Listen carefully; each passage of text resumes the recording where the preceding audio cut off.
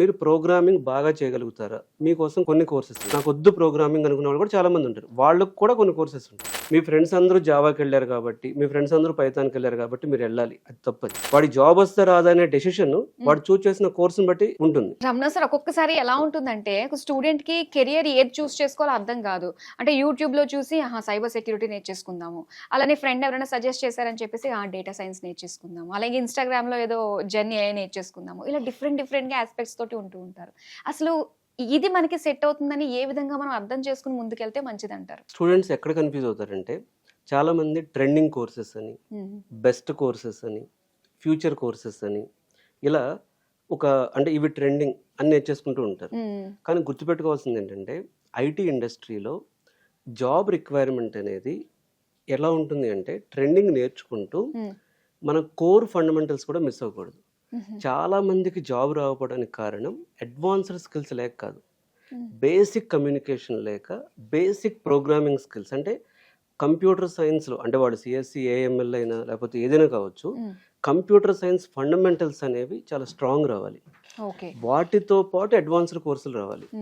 ఇంకొకటి 100 స్కిల్స్ నేర్చుకోకలేదు. మీరు రెజ్యూమే చూడండి, వాళ్ళు చాలా పెడతారు. కానీ 100 స్కిల్స్ నేర్చుకునే బదులు 1 or 2 స్కిల్స్ డెప్త్ నేర్చుకోవాలి. అంటే దీనిలో నేను ఎక్స్పర్ట్ని. ఇప్పుడు for example full stack development నేర్చుకున్నాడు ఒక స్టూడెంట్, నేను దానిలో ఎక్స్పర్ట్ని. ఇంకొక అతను డేటా సైన్స్ నేర్చుకున్నాడు, డేటా సైన్స్లో నాకు డెప్త్ వచ్చు.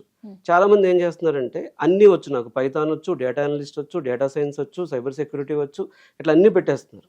అట్లా వద్దు. ఒక సబ్జెక్ట్ తీసుకుని దాన్ని డెప్త్ నేర్చుకోండి. ఎలా అంటే, దీనిలో ఏదైనా ప్రాజెక్ట్ చేయగలను, ఇలా నేర్చుకోవాలి.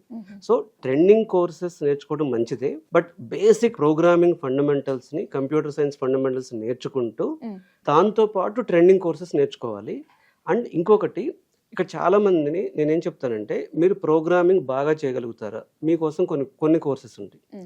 ప్రోగ్రామింగ్ యావరేజ్గా చేయగలుగుతారా? ప్రోగ్రామ్ అసలు నాకు వద్దు ప్రోగ్రామింగ్ అనుకున్న వాళ్ళు కూడా చాలా మంది ఉంటారు. వాళ్ళకు కూడా కొన్ని కోర్సెస్ ఉంటాయి.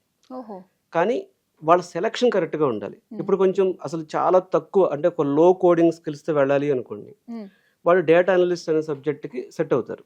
బిజినెస్ అనలిస్ట్ కానీ, డేటా అనలిస్ట్ కానీ, ఇలాంటి సబ్జెక్ట్స్ ఉంటాయి కొన్ని.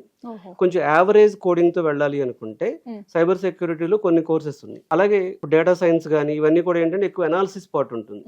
అలా కాకుండా కొన్ని, ఇప్పుడు AI డెవలపర్ అవ్వాలండి, ఆర్టిఫిషియల్ ఇంటెలిజెన్స్ డెవలపర్ అవ్వాలి, దీనికి ఖచ్చితంగా ప్రోగ్రామింగ్ రావాలి. చాలా మంది ఏమంటారంటే, ఆ లాజికల్ థింకింగ్ లేకుండా, ప్రాబ్లమ్ సాల్వింగ్ లేకుండా, ప్రోగ్రామింగ్ థింకింగ్ లేకుండా AI డెవలపర్ అవ్వడం అనేది ఇంపాసిబుల్.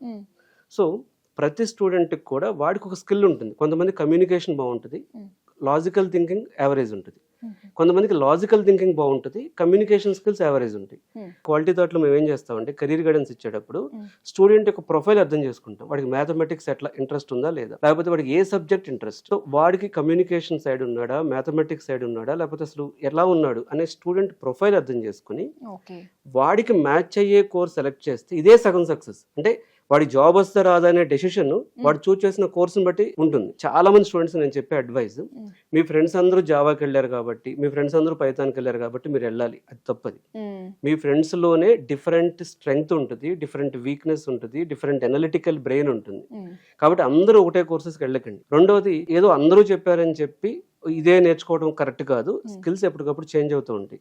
మీరు ఏది చూస్ చేసుకుని డెప్త్ నేర్చుకోండి. సో ఒక రైట్ కోర్సు సెలెక్షన్ అనేది కెరీర్ గైడెన్స్ లో చాలా ఇంపార్టెంట్ ఆస్పెక్ట్ అండి. కోర్సు సెలెక్షన్ రాంగ్ అయింది అనుకోండి, ఇప్పుడు నేను చూసాను కొంతమంది ఫ్రెషర్స్ SIP నేర్చుకుంటూ ఉంటారు. SIPలో 5+ ఉంటే కానీ ఓపెనింగ్స్ ఉంది. మరి ఫ్రెషర్ నేర్చుకుని ఏం చేస్తాడంటే తెలియదు వాడికి.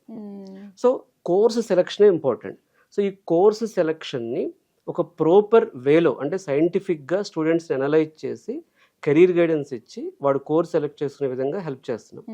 సో క్వాలిటీ థాట్లో every Saturday free career guidance session conduct చేస్తున్నాం. దీనికి బీటెక్ చదివే స్టూడెంట్స్, బీటెక్ చదివిన ఫ్రెషర్స్, ప్లేస్మెంట్ రాని స్టూడెంట్స్, లేదా డిగ్రీ స్టూడెంట్స్ కానీ, లేదా కెరీర్లో గ్యాప్ వచ్చిన వాళ్ళు, ఒక 5 years గ్యాప్ అట్లా వచ్చి ఇప్పుడు ఐటీకి వెళ్దాం అనుకుంటారు, లేదా నాన్ ఐటీ నుంచి ఐటీకి రావాలనుకుంటున్న వాళ్ళు, లేదా ఆల్రెడీ జాబ్ చేస్తూ వర్కింగ్లో ఉండి ఇంకా అప్ స్కిల్ అవ్వాలి, నేను 30 lakhs ప్యాకేజ్కి వెళ్ళాలి, 40 ప్యాకేజ్కి వెళ్ళాలి, నేను ప్రొడక్ట్ బేస్డ్ కంపెనీకి షిఫ్ట్ అవ్వాలి, నా రోల్ మార్చుకోవాలి, ఇలాంటి వాళ్ళందరికీ కూడా ఆన్లైన్ అండ్ ఆఫ్లైన్, అంటే వాళ్ళు ఆఫ్లైన్ రావాలనుకుంటే క్వాలిటీ థాట్ అమీర్పేట్ బ్రాంచ్కి రావచ్చు, లేదా ఆన్లైన్ రావాలి అనుకుంటే వాళ్ళు ఈ వీడియోలో ఇచ్చిన నెంబర్ కాల్ చేసి వాళ్ళు ఫ్రీ కెరీర్ గైడెన్స్ తీసుకోవచ్చు. దానిలో వాళ్ళ course selection, internship, faculty selection, లేకపోతే వాళ్ళు ఎలాంటి విధంగా నేర్చుకుంటే వాళ్ళకి గుడ్ ప్యాకేజ్ వస్తుంది, ఇవన్నీ కూడా అక్కడ క్లియర్గా డిస్కస్ చేయడం జరుగుతుంది. సో చూసారు కదండి, మరి క్వాలిటీ థాట్స్ కండక్ట్ చేస్తున్న ఈ వర్క్షాప్లో ప్రతి ఒక్కళ్ళు కూడా పార్టిసిపేట్ చేయొచ్చు. మీ కెరియర్కి సంబంధించిన ఒక కంప్లీట్ రోడ్ మ్యాప్, ఒక కంప్లీట్ గైడెన్స్ అనేది క్వాలిటీ థాట్ ద్వారా చక్కగా మీరు